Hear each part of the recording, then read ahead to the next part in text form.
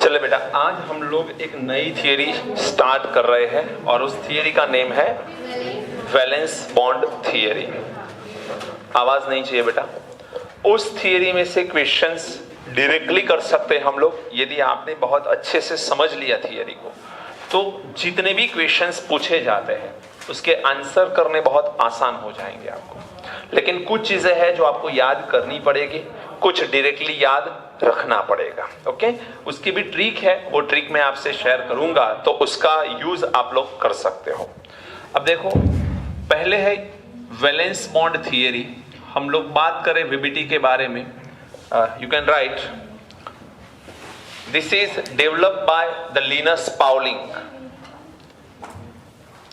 This theory is developed by Linus Pauling.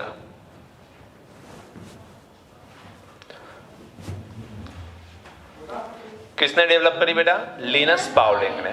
अब इसमें बहुत सिंपल सी चीज आपको ये रखनी है कि स्ट्रॉन्ग फील्ड लिगेंड कौन है एंड वीक फील्ड लिगेंड कौन है, ये आपको सबसे पहले पता होना चाहिए। जब तक ये पता नहीं है, अब पहले तो ये समझो कि वीबीटी है तो इसके थ्रू कॉम्प्लेक्स की कौन सी इंफॉर्मेशन हमें नहीं मिल रही है, न्यू इंफॉर्मेशन कौन सी हमें यहां से मिल रही है वो समझनी है।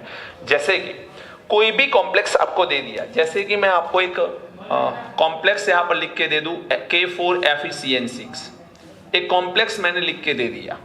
अब मैं आपसे पूछूं कि इसका हाइब्रिडाइजेशन बताओ, इसका शेप बताओ, इसका मैग्नेटिक मोमेंटम बताओ, इसका मैग्नेटिक प्रॉपर्टी को रिप्रेजेंट करो, ये कलर्ड है कि कलरलेस है ये बताओ। तो ये सारी चीजें आप कॉम्प्लेक्स देख के अभी तो नहीं बता सकते, बट ड्यूरिंग दिस थियरी, ये थियरी को अच्छे से समझ लिया तो ये सारे आंसर आप बिंदास बता पाओगे। लेकिन उसके लिए कुछ चीजें हैं जो आपको याद करनी पड़ेगी, तब जाके जो मैंने क्वेश्चंस बोले वो सारे क्वेश्चन के आंसर आप आसानी से कर पाओगे। अंडरस्टूड? तो हम क्या कर रहे हैं, ये जो आपको K4FeCN6 दिया हुआ है, इसमें CMI कौन है? Fe। तो आप लोगों को Fe, सबसे पहले Fe की इलेक्ट्रॉनिक कॉन्फ़िगरेशन लिखनी पड़ेगी, Fe की। फिर आपको यहां पर डिसाइड करना पड़ेगा कि Fe के ऊपर चार्ज कौन सा है। जो चार्ज आप पता कर पाए तो फिर चार्ज जितना आएगा वो जनरली पॉजिटिव चार्ज ही रहेगा इसमें। तो पॉजिटिव चार्ज जितने इलेक्ट्रॉन को रिमूव करना पड़ेगा आपको। रिमूव करने के बाद ऑर्बिटल एम्प्टी भी दिखेगी, कहीं कहीं इलेक्ट्रॉन भी दिखेंगे, एंड फिर ये लिगेंड की बारी आएगी। लिगेंड का रोल क्या होता है? इलेक्ट्रॉन पेयर को डोनेट करना। अब मेरी बात को बहुत ध्यान से समझना, लिगेंड इलेक्ट्रॉन पेयर डोनेट कब कर सकता है? जब लिगेंड के पास इलेक्ट्रॉन पेयर हो, नंबर 1। दूसरी चीज, मेटल उसे क्या करेगा? एक्सेप्ट करेगा। मेटल इलेक्ट्रॉन पेयर को गेन कब कर सकता है? उसके पास एम्प्टी ऑर्बिटल हो, वैकेंट ऑर्बिटल हो। मान के चलिए मेटल के पास अनपेयर्ड इलेक्ट्रॉन वाली ऑर्बिटल है तो भी काम नहीं हो सकता, क्योंकि एक इलेक्ट्रॉन ऑलरेडी ऑर्बिटल के अंदर है और लोन पेयर आ रही है तो 3 इलेक्ट्रॉन एक ऑर्बिटल के अंदर आ जाएंगे। ऐसा तो पॉसिबल नहीं है, पाउलिस रूल का वायोलेशन हो जाएगा। तो ये पॉसिबल, तो वैकेंट ऑर्बिटल होनी चाहिए किसके पास? CMI के पास। तब ये कुछ कहानी बन सकती है कॉम्प्लेक्स की। देन आफ्टर, लिगेंड जहां से डोनेट कर रहा है एंड मेटल जहां एक्सेप्ट कर रहा है, दोनों की एनर्जी के बीच का डिफरेंस बहुत बड़ा नहीं होना चाहिए, क्योंकि ये यहां पर डोनेट कर रहा है, ये गेन यहां पर मांग रहा है, तो कैसे होगा फिर? तो ऑलमोस्ट एनर्जी सेम होनी चाहिए या डिफरेंस थोड़ा कम होना चाहिए, तब जाके आसानी से लिगेंड डोनेट करेगा एंड मेटल उसे एक्सेप्ट कर पाएगा। समझ में आया? तो ये 3 चीजें सेटिस्फाई होनी चाहिए, तब जाके कॉम्प्लेक्स का फॉर्मेशन होता है। नंबर 1, लिगेंड के पास डोनेट करने के लिए लोन पेयर होनी चाहिए, मेटल के पास एक्सेप्ट करने के लिए वैकेंट ऑर्बिटल होनी चाहिए, एंड दोनों के बीच की एनर्जी का डिफरेंस लेस होना चाहिए या 0 होना चाहिए। ये 3 चीजें यदि सेटिस्फाई होती है तो कॉम्प्लेक्स का फॉर्मेशन होता है। नंबर 1। अब हम लोगों को लिगेंड यहां पर उसकी फील्ड तय करनी होती है, तो हमें पता है कि कार्बन डोनर जो होता है वो सबसे पावरफुल डोनर होते हैं ligand. Then after nitrogen donor, फिर ऑक्सीजन डोनर, उसके बाद हेलोजन एंड सल्फर डोनर आएंगे। जिसमें भी कार्बन एंड नाइट्रोजन डोनर जो होते हैं इसे हम लोग स्ट्रॉन्ग फील्ड लिगेंड मानते हैं, and oxygen and halogen sulphur को हम लोग वीक फील्ड लिगेंड मानते हैं। वीक फील्ड लिगेंड मींस इनकी इलेक्ट्रॉन डोनिंग कैपेसिटी वीक है, जबकि इनकी इलेक्ट्रॉन डोनिंग कैपेसिटी हाई है, ज्यादा है, तो इसे हम लोग स्ट्रॉन्ग फील्ड लिगेंड मानेंगे, इसे हम लोग वीक फील्ड लिगेंड मानेंगे। अब स्ट्रॉन्ग एंड वीक तो पता चल गए, लेकिन एक सीरीज है पूरी, वो सीरीज आपको याद करनी पड़ेगी। स्ट्रॉन्ग में भी सबसे ज्यादा स्ट्रॉन्गर कौन है वो आपको याद करना पड़ेगा, जो क्रैम करना होता है। इसके लिए आप कोई फॉर्मूला बना सकते हो तो बना लेना, लेकिन मैं यहां पर आपको लिखवा देता हूं, राइट डाउन, लिख लो उसे, जिसे हम लोग बोलेंगे स्पेक्ट्रोकेमिकल सीरीज।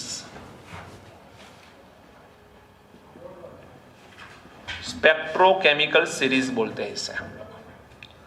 स्पेक्ट्रोकेमिकल सीरीज में सबसे पहला आएगा CO, then Cn minus, then NO2 minus, फिर आएगा En, NH3, EDTA -4, NCS minus.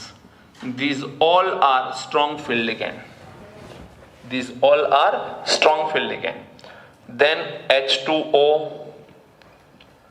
C2O4 2 minus, OH minus, F minus, S2 minus, Cl minus, SCN minus, Br minus and I minus. These all are weak field ligand. तो मैंने एक order बना दिया और उसमें भी मैंने सेपरेशन कर लिया कि स्ट्रॉन्ग फील्ड कौन है एंड वीक फील्ड लिगेंड कौन है, ये आपको याद करना पड़ेगा।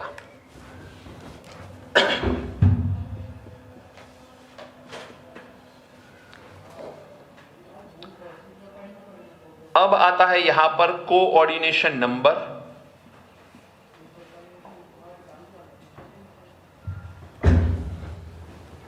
उसके बाद यहां पर आएगा हाइब्रिडाइजेशन,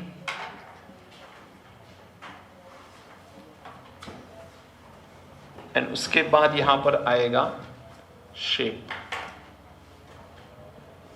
यस,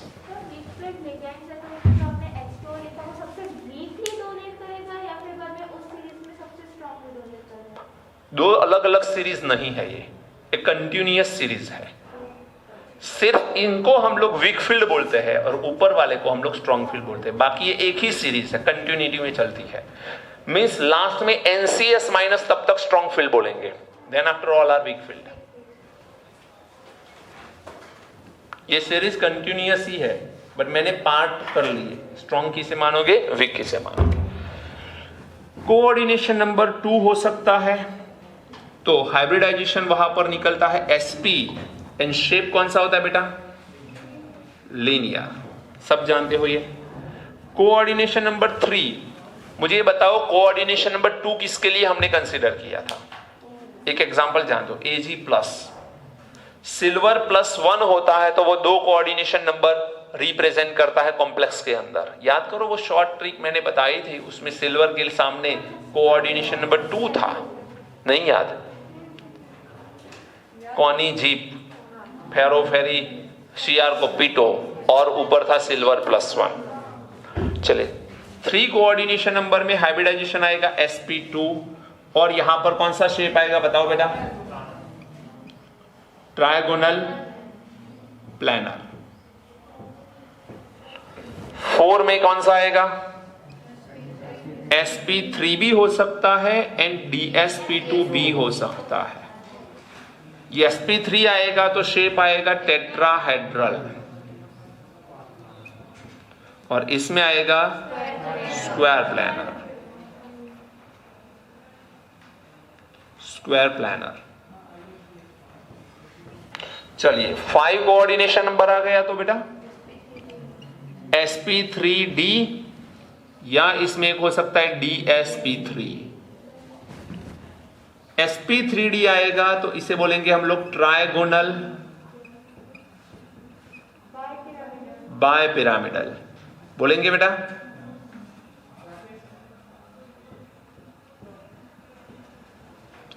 और dsp3 आ गया तो स्क्वायर प्लैनर, पिरामिडल। स्क्वायर के ऊपर एक तरफ पिरामिड होगा। 6 आ गया तो इसमें आएगा sp3d2 एंड दूसरा फॉर्म हो सकता है d2sp3 और दोनों के अंदर शेप तो एक कॉमन ही होता है, दैट इज ऑक्टाहेड्रल। कौन सा बनेगा? ऑक्टाहेड्रल। नोट करो जल्दी से।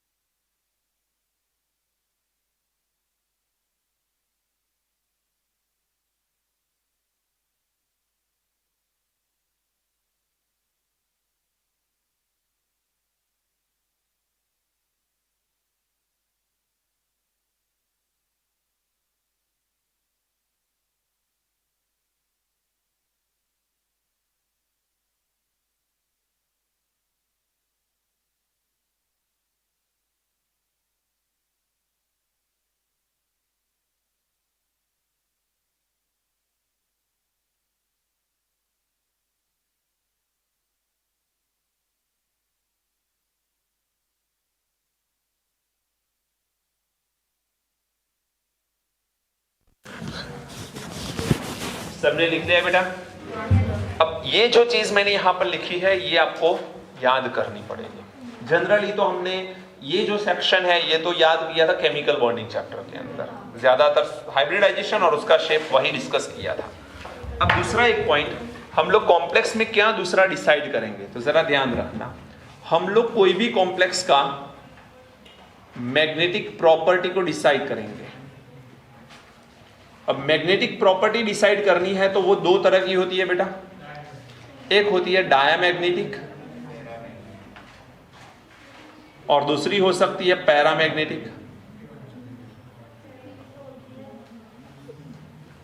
सवाल ये आता है डायामैग्नेटिक कब?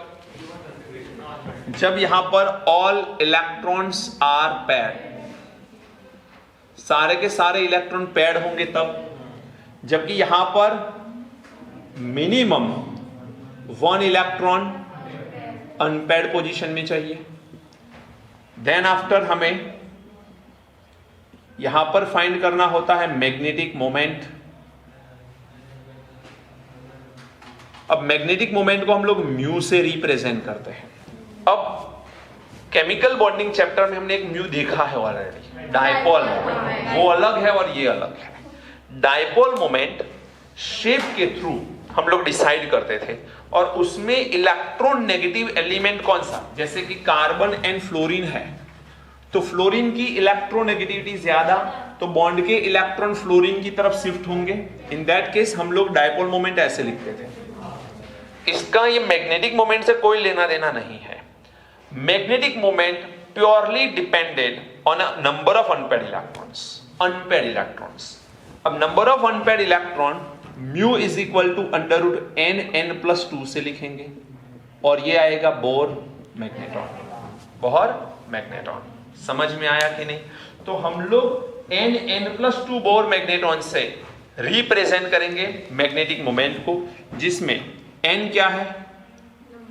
नंबर ऑफ अनपेयर्ड इलेक्ट्रॉन्स,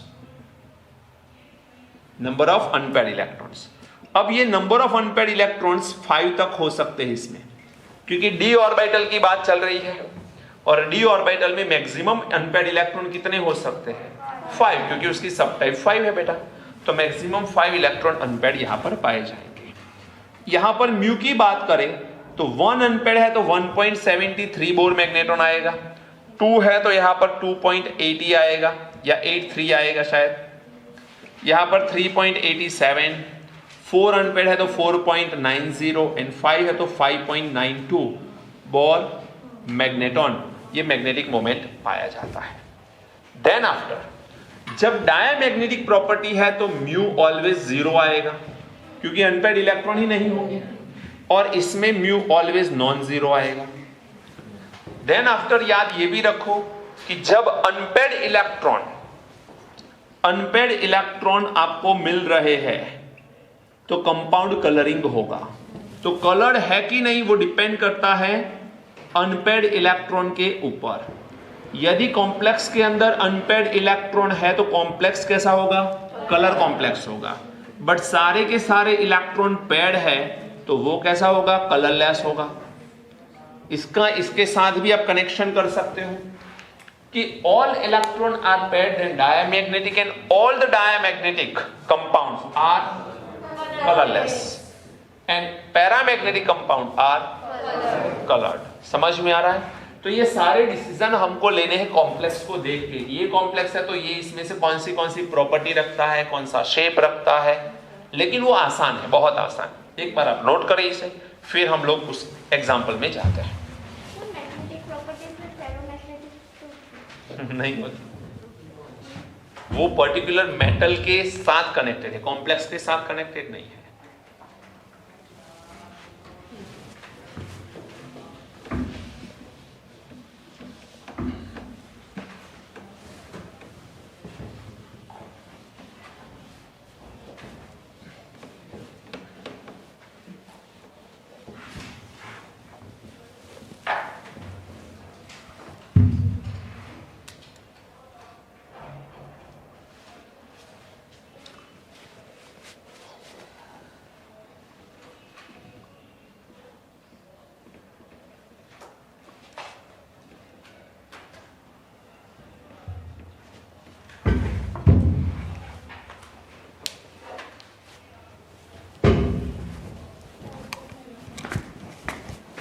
कुछ करना पड़ेगा।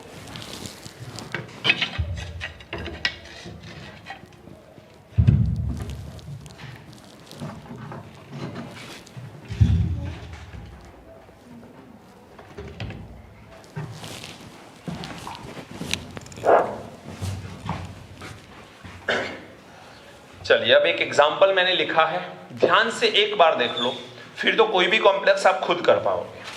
पहले कॉम्प्लेक्स के लिए सारी चीजें जो यहां पर मैंने लिखी थी हम लोग डिसाइड करेंगे। हाइब्रिडाइजेशन, शेप, कलर है कि कलरलेस है, फिर मैग्नेटिक प्रॉपर्टी, फिर मैग्नेटिक मोमेंट। ओके, उसके साथ साथ दो और चीजें हैं जो ड्यूरिंग दी कॉम्प्लेक्स में बताऊंगा आपको। चलिए, इसका CMI कौन है? कोबाल्ट। Very good. कोबाल्ट का एटॉमिक नंबर पता होना चाहिए। Very good, 27। इलेक्ट्रॉनिक कॉन्फ़िगरेशन लिखे तो आर्गोन आएगा 3d7n4s2, राइट। चलिए, इस कॉम्प्लेक्स का आयोनाइजेशन करोगे तो आपको कुछ ऐसा मिलेगा, CONH36 ऊपर +3 चार्ज एंड ये 3Cl- चार्ज मिलेगा कि नहीं है? अब अमोनिया का चार्ज बेटा 0 होता है कि नहीं होता है? न्यूट्रल लिगेंड है। How many? 6। ओके, तो 6 बार 0 ही है ये तो जो कोबाल्ट का चार्ज है वही पूरे कॉम्प्लेक्स का चार्ज है, तो कोबाल्ट यहां पर +3 चार्ज वाला। अब ये करना पड़ेगा क्योंकि जब तक आपको CMI का चार्ज पता नहीं होगा आप इलेक्ट्रॉनिक कॉन्फ़िगरेशन कैसे लिखोगे? तो CMI का ऑक्सीडेशन नंबर निकालना पड़ेगा। तो ये बनेगा CO3+। कितने इलेक्ट्रॉन रिमूव करूं? 3। देखो, इलेक्ट्रॉन एंटर होते हैं पहले 4s के अंदर, फिर 3d के अंदर। क्यों? आउटबाउ रूल। लोअर एनर्जी लेवल में सबसे पहले इलेक्ट्रॉन की फिलिंग करो, आउटबाउ प्रिंसिपल है ये। अब ये लोअर एनर्जी है, कैसे पता चला? n+l। यहां पर n+l करूंगा तो 4 आएगा आंसर, जबकि यहां पर n+l 5 देगा मुझे। तो ये लोअर एनर्जी लेवल, ये हायर एनर्जी लेवल।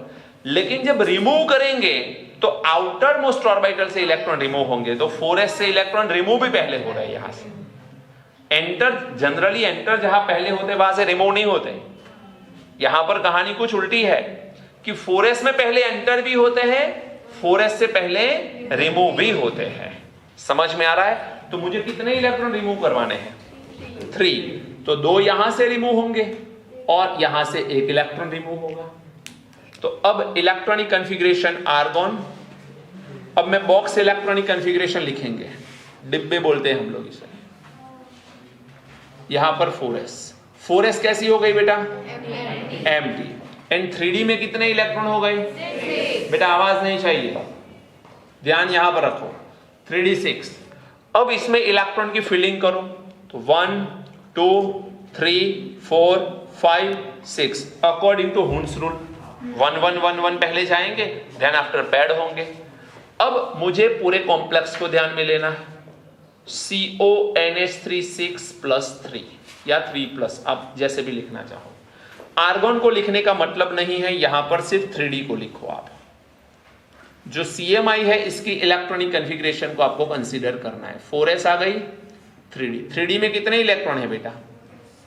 6 इलेक्ट्रॉन है। अब यहां पर 4p ऑर्बिटल होगी कि नहीं होगी? होगी, बैकेंड होगी तो सही। अब अमोनिया लिगेंड की तरफ देखो, अमोनिया कैसा लिगेंड है? स्ट्रॉन्ग फील्ड की वीक फील्ड? नाइट्रोजन डोनर, कम से कम ये तो पता ही है, नाइट्रोजन डोनर है तो स्ट्रॉन्ग फील्ड लिगेंड है। स्ट्रॉन्ग फील्ड लिगेंड CFT में आप डिटेल में पढ़ोगे ऐसा होता क्यों है, अभी याद करना पड़ेगा कि जो स्ट्रॉन्ग फील्ड लिगेंड है वो इलेक्ट्रॉन की रीअरेंजमेंट करता है। क्यों? ये आपको आंसर मिलेगा CFT थियरी में। अभी याद रखो, स्ट्रॉन्ग फील्ड लिगेंड आपको रीअरेंजमेंट देगा, किसकी? चलिए मुझे बताइए, अमोनिया का स्ट्रॉन्ग फील्ड लिगेंड है? बिल्कुल है, तो ये इलेक्ट्रॉन की रीअरेंजमेंट करेगा। अब रीअरेंजमेंट दैट मींस यहां से इलेक्ट्रॉन यहां पर पैड होगा, यहां से इलेक्ट्रॉन यहां पर पैड होगा। समझ में आया? अब जब इलेक्ट्रॉन यहां पर पैड हो जाएंगे तो कुछ ऐसी कहानी बचेगी मेरे पास, यहां से 2 इलेक्ट्रॉन निकल गए और इसमें पैड हो गए बेटा, तो यहां से एक यहां पर आ गया, यहां से एक यहां पर आ गया, तो 2 ऑर्बिटल कैसी हो गई? वैकेंट। कौन से रूल का वायोलेशन हो गया? हुन्स रूल का। तो आपसे ऐसा क्वेश्चन पूछ सकते हैं, स्ट्रॉन्ग फील्ड लिगेंड कौन से रूल का वायोलेशन कर लेता है? हुन्स रूल का वायोलेशन कर लेता है, ध्यान रखना है पॉइंट। अब आपके पास अमोनिया कितने हैं बेटा? 6। ये 6 अमोनिया 6 बार इलेक्ट्रॉन पेयर को डोनेट करेंगे। तो यहां पर ये एक डोनेशन किया, ये दूसरा डोनेशन, तीसरा, 4th 5th and 6th times donation किया। ये 6 बार किसने डोनेशन किया? अमोनिया ने यहां पर इलेक्ट्रॉन पेयर का डोनेशन किया। अमोनिया जहां डोनेट कर रहा है उनकी एनर्जी एंड अमोनिया की एनर्जी के बीच का ज्यादा कोई डिफरेंस नहीं होना चाहिए, पहले ही बोला था मैंने। दैट मीन्स इन सबकी एनर्जी के बीच का डिफरेंस बहुत कम होना चाहिए। दैट मीन्स ये सारे के सारे ऑर्बिटल इंटरमिक्स होती होंगी एंड ये इलेक्ट्रॉन गेन करे उससे पहले हाइब्रिडाइजेशन करते होंगे। एंड हाइब्रिडाइजेशन में डी की कितनी ऑर्बिटल? S की, P की, तो हाइब्रिडाइजेशन आ गया D2sp3। तो यहां से हमें हाइब्रिडाइजेशन का पता चल गया। समझ में आया पॉइंट? देन आफ्टर ये Ml6 है बेटा, तो एक ही शेप आता है इसमें, तो कौन सा? ऑक्टाहेड्रल। अब आपको लगेगा सर इसमें तो ठीक है ऑक्टाहेड्रल, बट जिसमें 2-2 हाइब्रिडाइजेशन आते हैं तो कौन सा हाइब्रिडाइजेशन करने का कैसे पता चलेगा? तो इसमें D2sp3 में शेप ऑक्टाहेड्रल, इसमें भी एक और हाइब्रिडाइजेशन था sp3d2। समझ में आए? वो भी हम करेंगे कि sp3d2 कब आता है। अभी के लिए याद रखो ये ऑक्टाहेड्रल शेप आया। यहां से लेके यहां तक देखो, क्या कहीं अनपैड इलेक्ट्रॉन दिख रहे हैं आपको? नो, सारे के सारे पैड इलेक्ट्रॉन है, तो ये प्रॉपर्टी होगी डायामैग्नेटिक प्रॉपर्टी। जब डायामैग्नेटिक प्रॉपर्टी होती है तो म्यू की वैल्यू 0 हो जाती है। ये कॉम्प्लेक्स होता है कलरलेस। क्यों? अनपेड इलेक्ट्रॉन नहीं है तो कलरलेस कॉम्प्लेक्स होगा। तो सारे आंसर निकल के आ रहे हैं कि नहीं? देन आफ्टर मुझे ये बताइए कि हमने 2 हाइब्रिडाइजेशन लिखे थे sp3d2 एंड D2sp3। ये दोनों के बीच का थोड़ा सा डिफरेंस याद रखो कि यहां पर जो S है वो 4s होती है, यहां पर जो P है वो 4p होती है, यहां पर जो D है वो 4d होती है, 4d पीछे वाली। जबकि यहां पर जो D पहले यूज होती है वो 3d होती है, ये 4s होती है और ये 4p होती है। समझ में आया? यहां पर कौन सी D यूज हुई? आगे वाली की पीछे वाली? आगे वाली। दैट मींस 3d मींस अंदर वाली d ऑर्बिटल यूज हुई, 4d तो बाहर वाली है। हेलो, जब अंदर वाली ऑर्बिटल यूज होती है तो इसे हम लोग बोलते हैं इनर ऑर्बिटल कॉम्प्लेक्स। तो this complex is inner orbital complex. Question आए तो पता चलना चाहिए। समझ में आए? देन आफ्टर इसमें जो नंबर ऑफ अनपेड इलेक्ट्रॉन थे पहले एंड लिगेंड आने के बाद जो पैड हो गए, समझ में आ रहा है? पहले तो अनपेड थे ना, जब तक CMI की बात थी अनपेड इलेक्ट्रॉन थे, बट लिगेंड आने से ये इलेक्ट्रॉन कैसे हो गए? पैड। तो यहां पर एक क्वेश्चन अपने आप से पूछो कि CMI में जो अनपेड इलेक्ट्रॉन थे क्या वैसे के वैसे यहां पर है? नो। तो कम हुए कि ज्यादा हुए? वाओ, कैसे ज्यादा हुए? ये 4 अनपेड है, यहां पर कहां अनपेड है? हेलो, तो क्या हुए? कम हुए। तो आपको ध्यान ये रखना है कि जब नंबर ऑफ अनपेड इलेक्ट्रॉन कम हो रहे हैं तो उसे बोलते हैं हम लोग लो स्पिन कॉम्प्लेक्स। क्या बोलते हैं? लो स्पिन कॉम्प्लेक्स बोलते हैं। तो ये सारे आंसर आपको पता होने चाहिए एक कॉम्प्लेक्स के। आपको क्वेश्चन देंगे कॉम्प्लेक्स का और पूछेंगे इसमें से कुछ भी कि ये डायमैग्नेटिक है कि पैरामैग्नेटिक, इसका म्यू क्या है, ये कलर है कि कलरलेस है। कलर कौन सा वो नहीं पूछेंगे कभी, लेकिन पूछेंगे ऐसा कि कलर है कि कलरलेस। एक लिस्ट थोड़ा सा 5 या 6 कॉम्प्लेक्स ऐसे हैं हमारी एनसीईआरटी टेक्स्ट बुक में, वो स्टेट बोर्ड में पूछे जाते हैं कलर, तो उसके पर्टिकुलर कलर याद करने के, ये 6 है इसके ये कलर है, क्योंकि वो प्रैक्टिकली प्रूवन है। इन जनरल केस तो कलर या कलरलेस ही आपको याद करना पड़ेगा। कितने लोगों को समझ में आ रहा है ये क्या करना है? क्लियर? अब देखो यहां पर एक दूसरा एग्जांपल मुझे लेना है। ये हो गया है आपका? चलो जल्दी से लिख लो एक दूसरा। बोलो बेटा। हाइब्रिडाइजेशन डीजनरेट ऑर्बिटल्स या लाइक डीजनरेट ऑर्बिटल्स, एनर्जी के बीच का डिफरेंस ना हो या एनर्जी के बीच का डिफरेंस बहुत कम हो। बिल्कुल, रीजन बता रहा हूं मैं, रीजन बता रहा हूं। अमोनिया जो है वो तभी इलेक्ट्रॉन पेयर डोनेट कर पाएगा जब ये सभी की एनर्जी के बीच का डिफरेंस कम होगा, वरना क्या होगा कि ये अमोनिया और इसके बीच की एनर्जी का डिफरेंस कम है और इसके बीच का डिफरेंस ज्यादा है, तो कैसे डोनेट कर पाएगा? हाँ बिल्कुल। तो देखो एक एक का डिफरेंस है, 2p का आ रहा है 3d में। आप n+l ही मत देखो, n+l तो एक नंबर दे रहा है, हमें सिर्फ एक आइडिया दे रहा है। प्रैक्टिकली बहुत सारी चीजें वहां पर लगती है other than n+l rule. n+l तो हमें सिर्फ एक ऑर्डर डिटरमाइन करने के लिए दिया गया वैल्यू है, बाकी उसके अलावा वरना वो देखोगे तो 2p तो उसमें 3 नंबर आएगा और 3d उसमें 5 नंबर आएगा, तो डिफरेंस सर बहुत बड़ा है 2 का डिफरेंस, ऐसा नहीं सोचना है।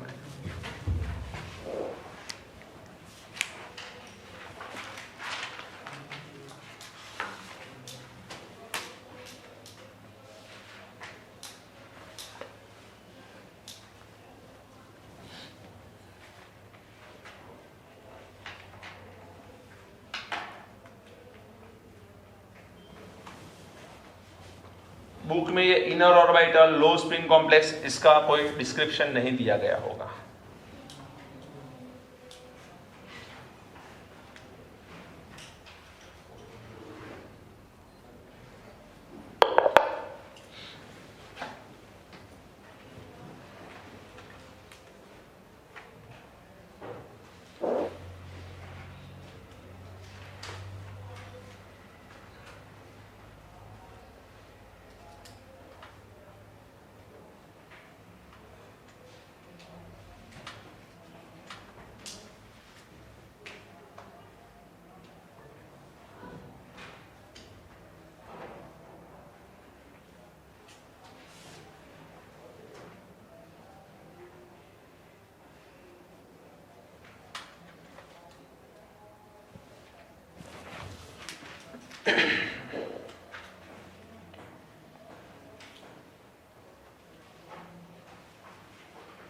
आप में से कुछ स्टूडेंट अभी भी ऐसे होंगे जिनको एटॉमिक नंबर ही नहीं पता होंगे। अब मुझे यहां पर कुछ स्पेशल पॉइंट्स लिखने हैं जो आपको याद करने पड़ेंगे।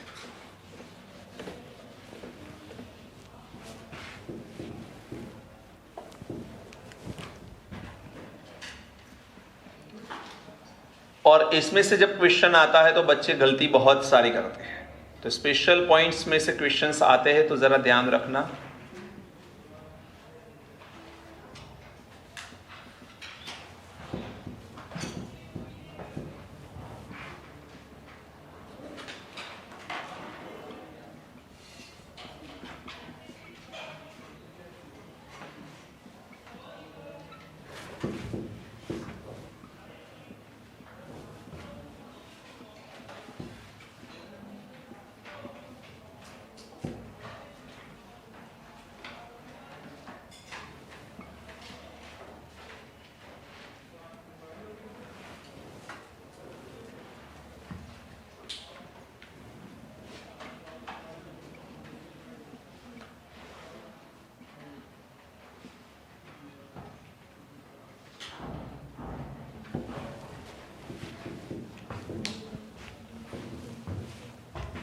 ये 3 स्पेशल पॉइंट्स हैं।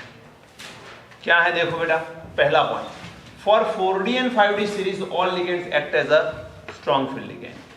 मींस ये जो कहानी है स्पेक्ट्रोकेमिकल सीरीज वाली वो सिर्फ 3D सीरीज के लिए है। 4D सीरीज का कोई CMI आ गया या 5D सीरीज का CMI आ गया तो सारे के सारे आपको स्ट्रॉन्ग फील्ड लिगेंड की तरह ही वर्क करवाने हैं। मींस पेयर सब में करवाना ही है, इलेक्ट्रॉन की रीअरेंजमेंट सब में करोगे आप, चाहे कोई भी टाइप का लिगेंड हो। कब? CMI 4D या 5D सीरीज का हो तब। 3D सीरीज का है तो स्ट्रॉन्ग फील्ड लिगेंड में रीअरेंजमेंट करेंगे, वीक फील्ड में नहीं करेंगे, ध्यान रखना है।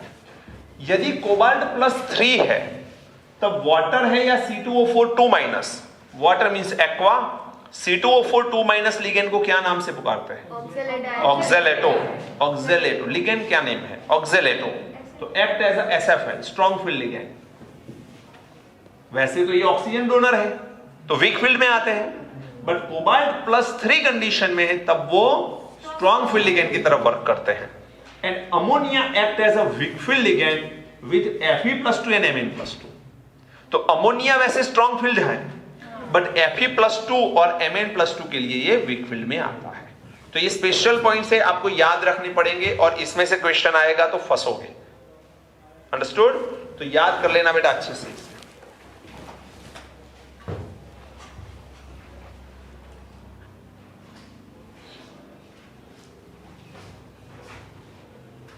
इसे निकाल दूं मैं?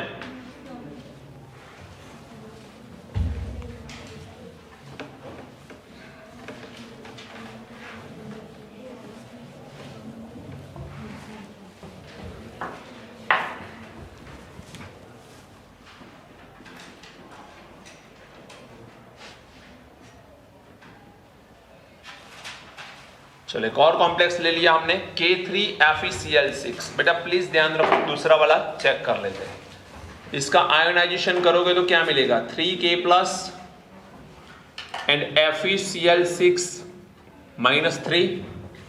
यहां पर क्लोरीन के ऊपर -1 चार्ज होता है, 6 है तो -6 आएंगे, तो यहां पर मुझे +3 करना पड़ेगा। +3 - 6 आंसर -3 आएगा। समझ में आया? तो यहां पर आयरन +3 है। अब यहां पर Fe26 नंबर का एलिमेंट है। इलेक्ट्रॉनिक कॉन्फ़िगरेशन लिखे, आर्गॉन 3d6 4s2। आयरन कौन सी कंडीशन में है? +3। इलेक्ट्रॉन कितने रिमूव करूं मैं? तो यहां पर D5 4s0। बेटा 3 निकाल दिए मैंने, 2 यहां से निकलेंगे, 1 यहां से निकलेगा, तो आउट ऑफ 6 कितने रहेंगे? 5 रहेंगे। बॉक्स इलेक्ट्रॉनिक कॉन्फ़िगरेशन को ड्रॉ करिए, तो 5 इलेक्ट्रॉन ऐसे लिखेंगे हम D में, और 4s तो एम्प्टी ही है। अब पूरे कॉम्प्लेक्स को लिखो, FeCl6 ऊपर चार्ज है -3। यहां पर आपके पास आएगी 3D सीरीज, यहां पर आपके पास आएगी 4s एंड फिर आएगी 4p। 1 2 3 4 5 इलेक्ट्रॉन है देखो, और 5 मैंने लिख ली।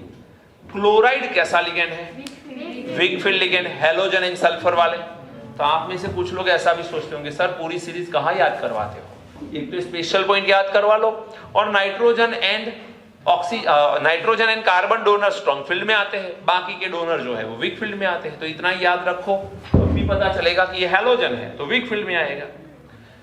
बात तो सही है कि ये VBT के क्वेश्चन सॉल्व हो जाएंगे उससे, बट कभी कभी क्वेश्चन ऐसा पूछते हैं कि which one is a correct spectrochemical series, which one is a correct order of spectrochemical series. अब ऑर्डर नहीं पता होगा तो वो मार्क्स गए आपके।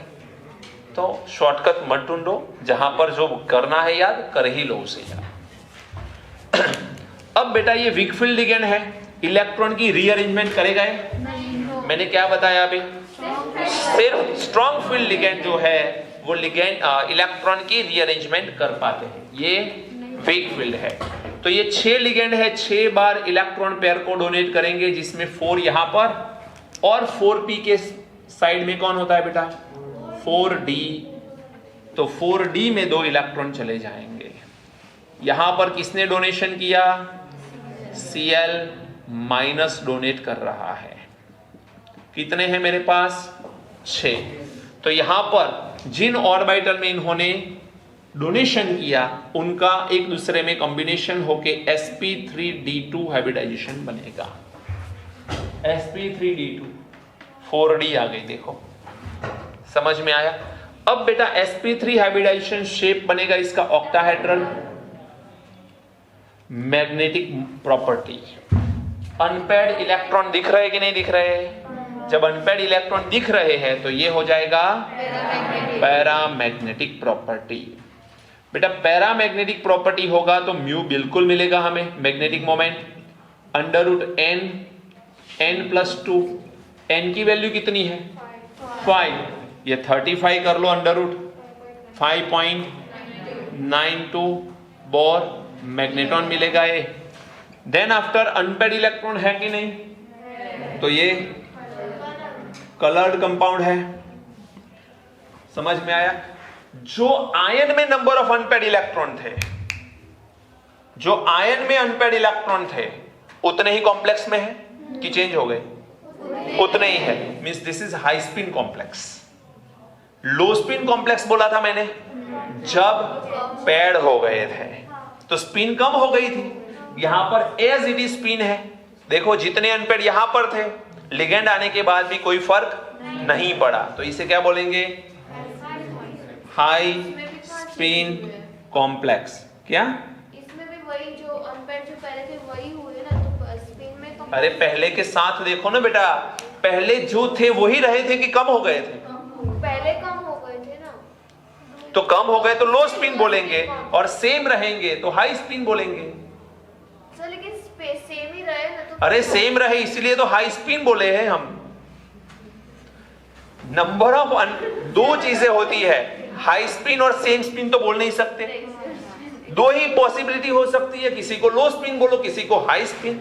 अब एज इट इज को हाई स्पिन बोला है एनसीईआरटी ने, तो मेरी गलती है क्या? तो जो एज इट इज स्पिन रहेगी उसे क्या बोलेंगे हम? High spin complex. स्पिन कम हो रही है तो लो स्पिन बोलना है, नहीं हो रही एज इट इज है तो हाई स्पिन बोलना है। बहुत आसान सी बात है, आपका दिमाग मत दौड़ाओ इसमें। जो गिवन वैल्यूज है उसे तो याद करनी पड़ेगी कि इसका नेम ऐसा दिया है। अब वो तो कहानी वो भी आती है कि Fe+2 को फेरो भी बोला, मुझे तो फेर ही बोलना है। अरे बोलो, मार्क जाएंगे। जो गिवन है वो याद करना पड़ेगा। चलिए, हाई स्पिन के बाद एक और चीज आती थी, बाहर की ऑर्बिटल का यूज कर रहे हैं हम लोग इसमें, तो इसे बोलेंगे आउटर ऑर्बिटल कॉम्प्लेक्स। तो इस सारी चीजें लिखने के लिए हमें इस सब में से निकलना पड़ता है। ओके, लेकिन देखो मैं अब आपको एक शॉर्ट ट्रिक बताता हूं इसको सॉल्व करने की। कुछ हद तक हम लोग सॉल्व कर पाएंगे। एक दो पॉइंट ऐसे है कि मैग्नेटिक मोमेंट की एग्जैक्ट वैल्यू निकालनी है तो exact number of unpaired electron लाने पड़ेंगे, तब जाके आप कर पाओगे, अदरवाइज नहीं कर पाओगे। देखिए, प्रॉब्लम सिर्फ वहां होगा जहां दो दो हाइब्रिडाइजेशन है, ML4, ML5, ML6 सब में दो दो ऑप्शन है, तो प्रॉब्लम सिर्फ ये तीन में ही आता है। दो कोऑर्डिनेशन नंबर है तो फिक्स ही है sp, समझ में आ रहा है? तीन है तो sp2 ही है, बाकी में प्रॉब्लम है। तो आपको सिर्फ याद रखना है कि ML456 है और ये सिर्फ एप्लीकेबल है 3D सीरीज के लिए। 4D 5D में तो एक ही टाइप का होगा जिसमें रीअरेंजमेंट होगी, क्योंकि 4D 5D सीरीज में सारे लिगेंड स्ट्रॉन्ग फील्ड है। स्ट्रॉन्ग फील्ड लिगेंड तो रीअरेंजमेंट करते ही है, समझ में आया? तो लिगेंड 4, 5 और 6 हो तो अब जरा वो पेज पहला वाला निकालो जो मैंने लिखवाया था, जिसमें मैंने हाइब्रिडाइजेशन और उसके शेप लिखवाए, वो वाले निकालो। सब में ध्यान से देखो, 4 लिगेंड वाला, 5 लिगेंड वाला, 6 लिगेंड वाला, सब में एक हाइब्रिडाइजेशन S से शुरू होता है जबकि दूसरा D से शुरू होता है। सब में ये है, 4 में भी ये है, 5 में भी ये है, 6 में भी ये है। तो आपको ध्यान सिर्फ इतना सा रखना है बेटा, ध्यान रखो प्लीज। यदि वीक फील्ड लिगेंड आ गया तो S वाला हाइब्रिडाइजेशन होगा, शुरुआत S से होती है वो हाइब्रिडाइजेशन होगा, और स्ट्रॉन्ग फील्ड लिगेंड आती है तो शुरुआत D से होती है वो वाला हाइब्रिडाइजेशन होगा। अब दो एग्जांपल आपके सामने हैं, पहला वाला जो मैंने किया वो स्ट्रॉन्ग फील्ड वाला था। स्ट्रॉन्ग फील्ड लिगेंड में हाइब्रिडाइजेशन कौन सा मिला? D2sp3, डी वाला स्ट्रॉन्ग फील्ड लिगेंड था। ये कैसा लिगेंड है? कौन सा हाइब्रिडाइजेशन हुआ? मींस S से शुरू होता है वो हाइब्रिडाइजेशन होगा। समझ में आया? दूसरी चीज, S से शुरू होता हुआ हाइब्रिडाइजेशन जो हो रहा है, इसका मतलब ये है कि 4S से ही शुरू हो रहा है। इसका मतलब इसमें कोई चेंज नहीं किया हमने। वीक फील्ड लिगेंड आता है तो वो ऑलवेज लो हाई स्पिन कॉम्प्लेक्स होगा, क्योंकि उसमें रीअरेंजमेंट होती ही नहीं कभी भी। तो ये वीक फील्ड लिगेंड वाला जो है वो हाई स्पिन कॉम्प्लेक्स होगा और ये लो स्पिन कॉम्प्लेक्स होगा। इसमें बाहर की ऑर्बिटल का ही यूज करना पड़ेगा, क्योंकि आगे की ऑर्बिटल एम्प्टी कर ही नहीं पा रहे हम लोग। तो ये ऑलवेज आउटर ऑर्बिटल कॉम्प्लेक्स होगा, जबकि ये इनर ऑर्बिटल कॉम्प्लेक्स होगा। समझ में आ रहा है? अब मान के चलो कि आपके पास कोई एक ऐसा एग्जांपल दे दिया NiCl4 2-, और इसके लिए सभी कुछ डिसाइड करना है, सब कुछ डिसाइड करना है। तो पहले देखो Nl4 है, इसमें sp3 एंड dsp2 दो पॉसिबिलिटी बनती है। sp3 dsp2 लिगेंड कैसा? Weak field. तो S वाला sp3 हाइब्रिडाइजेशन होगा, हाई स्पिन होगा, आउटर ऑर्बिटल होगा। अब निकल के लिए थोड़ा सा आइडिया लगा दो कि ये 28 नंबर का एलिमेंट है, यहां पर निकल +2 है, 4s से इलेक्ट्रॉन निकलेंगे, 3 अनपेयर्ड बचेंगे, तो ये कलर्ड हो गया, पैरामैग्नेटिक हो गया, एंड म्यू की वैल्यू 3.90 आ गई, 3.87 व्हाटएवर जो आती है। तो सारी चीजें ऐसे ही डिस्क्राइब हो गई। समझ में आ रहा है? लेकिन इतना याद करना पड़ेगा। सर ऐसी कोई ट्रिक नहीं, कुछ याद नहीं कर लेकिन सब कुछ आएगा, ऐसा कुछ नहीं होता, इसे याद करो। एक ये होमवर्क में कर लो आप लोग, और एक दूसरा वाला मैं दे रहा हूं, इसे होमवर्क में करो।